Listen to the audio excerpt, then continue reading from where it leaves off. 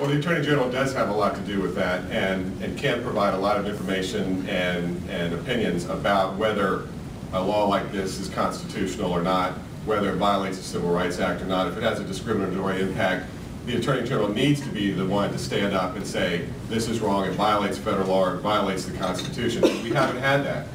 One of the things the Attorney General does is has an opportunity to comment on all legislation that goes through the General Assembly.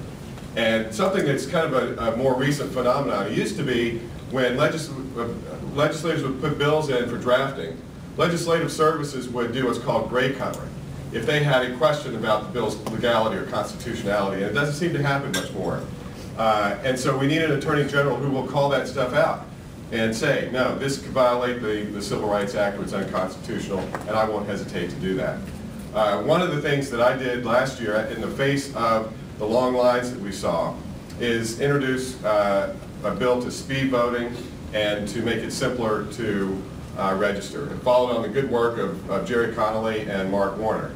And it was killed in 10 minutes by a committee on a straight party line vote headed up by Mark Obenshain.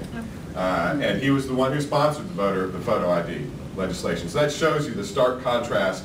And really, I think a lot of those bills, they're sore loser bills. I mean, let's face it. They tried to change the rules last year because they saw they might lose, so they tried to change the rules. They lost.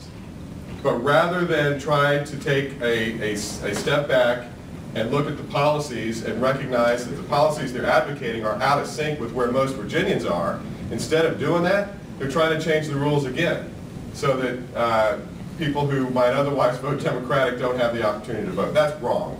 Whether it's long lines, which are a form of voter disenfranchisement, or whether it's laws that make it more difficult for people to vote, it's wrong, and we'll fight back.